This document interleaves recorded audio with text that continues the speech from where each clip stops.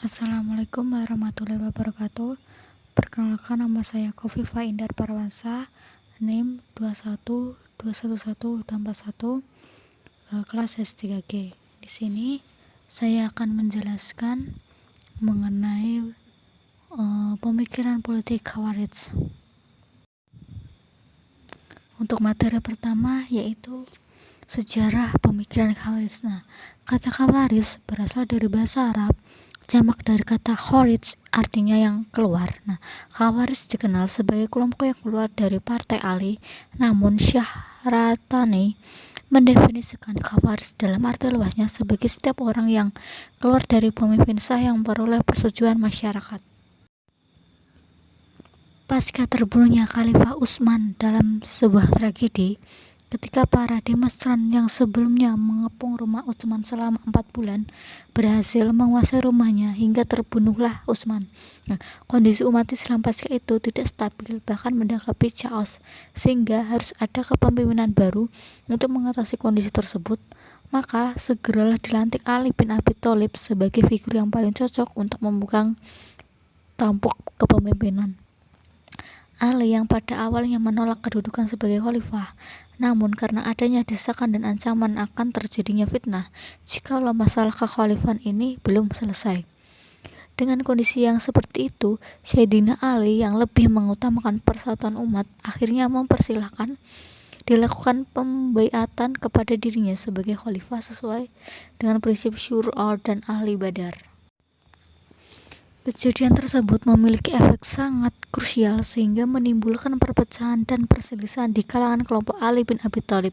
Hal ini semakin bertambah parah dengan adanya perselisihan yang terjadi antara dua hakim. Seperti yang diceritakan para sejarawan, dengan adanya penipuan oleh kelompok Muawiyah yang diwakili oleh Amr bin As terhadap hakim yang dipilih kelompok Ali, yaitu Abu Musa Asy'ari. Sebenarnya Ali memilih Ibnu Abbas sebagai wakilnya, namun kaum Khawarij menolak karena dia adalah anak paman beliau, sehingga dianggap tidak netral. Lalu beliau memilih Malik, namun tetap ditolak, hingga akhirnya terpaksa Imam Ali mengikuti keinginan mereka yang memilih diwakili oleh Abu Musa. Kejadian tahkim ini banyak menyulut perdebatan seputar kondisi dan hakikat peristiwa yang terjadi di dalamnya. Namun demikian, tahkim merupakan salah satu isyarat jelas tentang pengkristalan pemikiran Khawarij. Untuk materi yang selanjutnya yaitu ajaran dan pemikiran Khawarij. Untuk tentang prinsip yang pertama adalah Khawarij mengakui sahnya pembaiatan Khalifah Abu Bakar, Umar bin Khattab, dan bahkan mendukung penuh dua khalifah ini. Kemudian terhadap kekhalifahan Utsman bin Affan, Khawarij hanya mendukung selama 6 tahun pertama masa kekhalifahannya, dan terhadap Khalifah Ali bin Abi Thalib mereka hanya mengakui sebelum peristiwa tahkim. Namun pasca tahkim mereka membeliau bahkan memvonis kafir kepada Sayyidina Ali. Bagi Khawarij tidak ada perbedaan antara maksiat dan kafir. Maka ketika seseorang melakukan maksiat secara otomatis dia menjadi kafir. Oleh sebab itu mereka mengkafirkan orang-orang yang ada pada perang Jamal, perang Siffin, dan 2 orang hakim serta Muawiyah beserta para pengikutnya.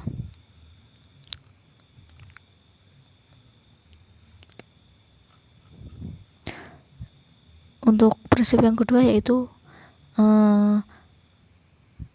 syarat-syarat khalifah, bagaimana pelaksanaannya, termasuk bagaimana bersikap jika terdapat penguasa yang alim.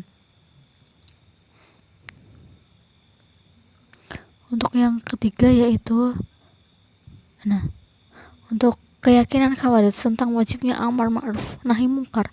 Inilah yang membuat mereka konsisten dengan revolusi secara terus-menerus, lalu memberontak dan mengangkat senjata untuk menentang para imam yang mereka anggap alim. Menurut mereka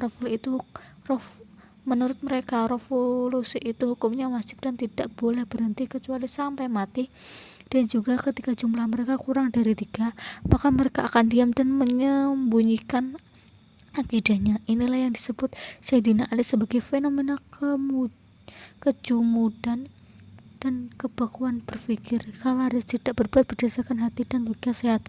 Begitu juga dalam amar ma'ruf nahi mungkar, tidak membuat perhitungan atas realitas masalah dan logika yang benar.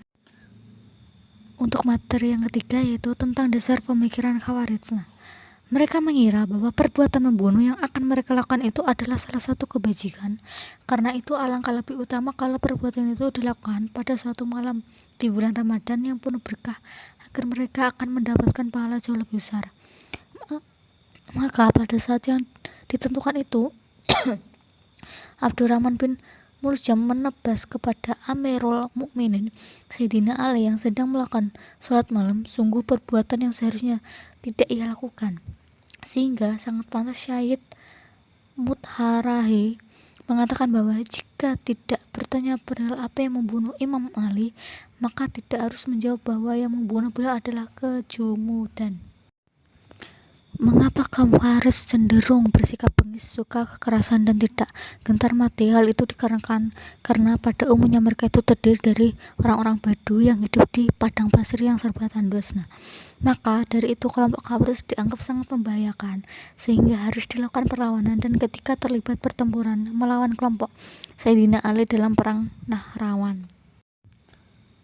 Untuk materi yang terakhir yaitu sekte-sekte Khawarij. Untuk yang pertama yaitu Al-Muhakkimah. Al-Muhakkimah itu adalah golongan Khawarij asli dan terdiri dari pengikut Ali, disebut golongan Al-Muhakkimah. Bagi mereka Ali, Muawiyah, kedua hakim yang dipilih Amr bin As, dan Abu Musa al-Asy'ari dan semua orang yang menyetujui arbitrasi bersalah dan kafir. Untuk sekte yang kedua itu Al-Azhariyah. Sekte yang dibidani Nafi ibnu al-Arzaq, seorang pemimpin pemberani berkepribadian kuat yang diberi gelar Amirul Mukminin. Al-Azhariyah termasuk subsekte pertama yang tidak setuju dengan pola gerakan politik Ansik. Al-Azhariyah lantas memperluas aliran sekte mereka pada persoalan teologi. Untuk sekte yang ketiga itu Al-Najdat. Sekte yang mengikuti model pemikiran Najdah bin Amir al-Hanafi yang mengembangkan doktrin bahwa seseorang yang berdosa besar yang menjadi kafir dan kekal dalam neraka hanyalah orang Islam yang tak sepaham dengan golongannya. Adapun pengikutnya jika mengerjakan dosa besar, betul akan mendapat siksaan tetapi bukan dalam neraka dan kemudian akan masuk surga. Untuk sekte yang keempat itu Al-Jaridah. Mereka adalah pengikut dari Abdul Al-Karim Ibnu Al-Ajrad. Kaum ini bersifat lebih lunak karena menurut paham mereka berhijrah bukanlah merupakan kewajiban sebagai diajarkan oleh Nafi Ibnu Al-Azraq dan Najdah, tetapi hanya merupakan kebajikan. Dengan demikian kaum Al-Jaridah boleh tinggal di luar daerah kekuasaan mereka dengan tidak dianggap menjadi kafir. Untuk sekte yang kelima itu Al-Sufriyah. Pemimpin golongan ini adalah Ziyad ibnu al-Asfar. Dalam segi paham mereka dekat dengan golongan Al-Azhariyah dan oleh karena itu juga merupakan golongan yang ekstrim. Untuk sekte yang keenam adalah Al-Ibadiyah. Golongan ini merupakan golongan yang paling moderat dari seluruh golongan Khawarij. Namanya diambil dari Abdullah ibnu Ibad yang pada tahun 686 Masehi memisahkan diri dari golongan Al-Azhariyah.